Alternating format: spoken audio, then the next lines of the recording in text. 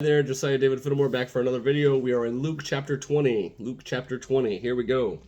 And it came to pass that on one of those days, as he taught the people in the temple and preached the gospel, the chief priests and the scribes came upon him with the elders, and spake unto him, saying, Tell us, by what authority dost thou these things? Or who is he that gave thee this authority? And he answered and said unto them, I will also ask you one thing, and answer me. The baptism of John, was it from heaven or from men? And they reasoned within themselves, saying, If we shall say from heaven, he will say, Why then believed ye not him? But if we say of men, all the people will stone us, for they be persuaded that John was a prophet. And they answered, that they could not tell whence it was. And Jesus said unto them, Neither tell I you, by what authority I do these things. Then began he to speak to the people of his parable.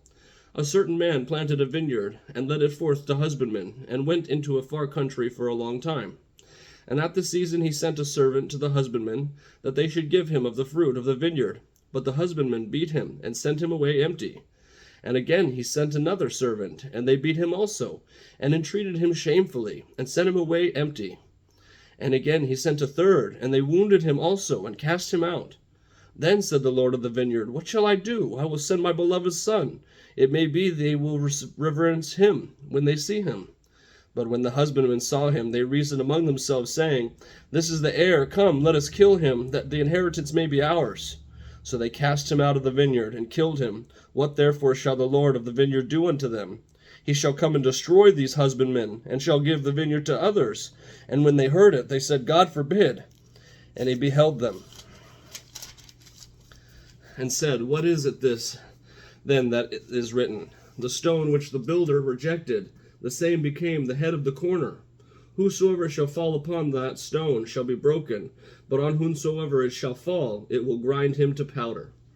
So Jesus is the cornerstone in that parable, and he's also the son who, throughout history, God has sent prophets, Jonas and Elias and Enoch, prophets and Jeremiah, to the Israelite people. And once and again, they continued to kill the prophets, and even the Pharisees say, our forefathers killed the prophets, so we know who they are, thinking that they would know who the Messiah is because they were so spiritual. And Jesus is once again coming in and saying, no, you're all wrong.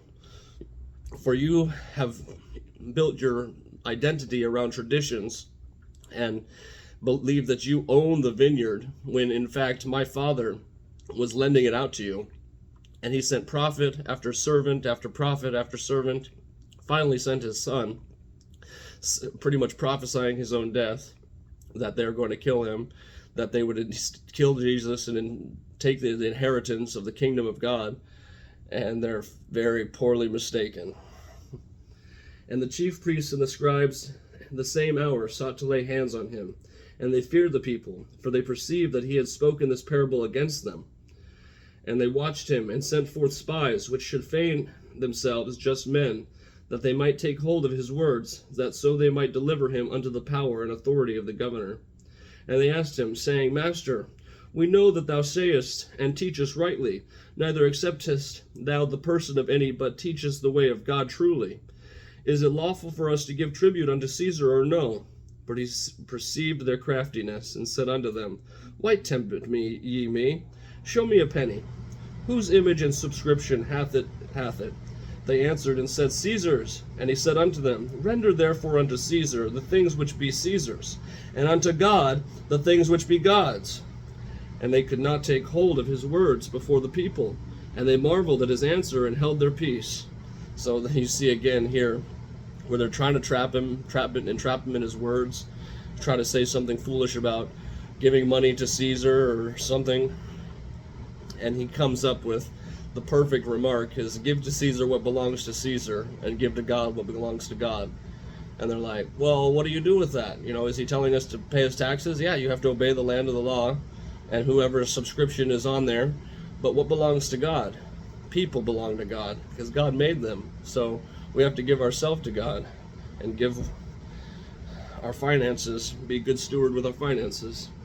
And then came to him certain of the Sadducees, which deny that there is a resurrection, and they asked him, saying, Master, Moses wrote unto us If any man's brother dies, having a wife, and he die without children, then his brother should take his wife, and raise up seed unto his brother. And there were therefore 7 brethren, and the first took a wife, and died without children. And the second took her a wife, and he died without children. And then the third took her, and in like manner the 7 also, and they left no children, and died. Last of all the woman died also. Therefore in the resurrection, whose wife of them is she? For 7 had her to wife. And Jesus answered, saying unto them, the children of this world marry, and are given in marriage. But they which shall be accounted worthy to obtain that world and the resurrection from the dead neither marry nor are given in marriage. Neither can they die any more, for they are equal unto the angels, and are the children of God, being the children of the resurrection. Now, that the dead are raised, even Moses showed at the bush, when he calleth the Lord the God of Abraham, and the God of Isaac, and the God of Jacob. For he is not a God of the dead, but of the living, for all live unto him. So this is a really good comeback for Jesus saying, you don't even know what's going on in the resurrection. They're not going to be giving unto marriage during the afterlife. They're as the angels. And God is not the God of the dead, but God is Abraham, Isaac, and Jacob, who are alive, who are living in the second life, or who are alive after death in the resurrection power. Then certain of the scribes answering said, Master, thou hast well said. And after that they durst not ask him any question at all. And he said unto them, How say they that Christ is David's son? And David himself saith in the book of Psalms, The Lord say unto my Lord, Sit thou on my right hand, till I make thine enemies thy footstool. David therefore called him Lord. How is he then his son? So, this is an interesting quip where it's talking about David being in the lineage of the Christ, saying that the Christ is David's son. And David himself saith the book of Psalms, The Lord say unto my Lord, Sit thou at my right hand. So he's saying, what does this mean? It's an intricate saying. It has to do with the lineage, the genealogy of Christ coming through David's line. And David saying, the Lord said to my Lord, and he was the Lord. So he wasn't saying that it was David that was a type of Messiah to his people. And his line carried down into Jesus. I think that's what I would believe.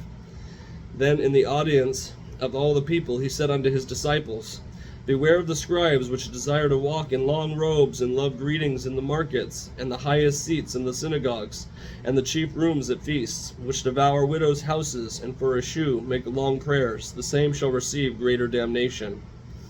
So he's saying, beware of these people that just eat up your time and your resources with no account for anything other than their long traditions, because people can be about unprofitable stuff all day long to feed their flesh, but unless we pick up ourselves and are doing something for a prosperous reason, then we're probably doing something for an unprosperous reason. Even resting is prosperous sometimes when it's needed. It's necessary. You got to rest well. So just don't puff yourself up when you're when you're doing your prayers.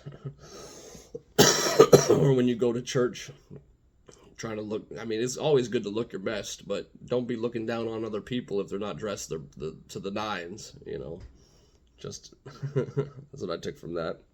Thank you for joining me on chapter 20, Luke chapter 20. I'll see you on the next one. Peace.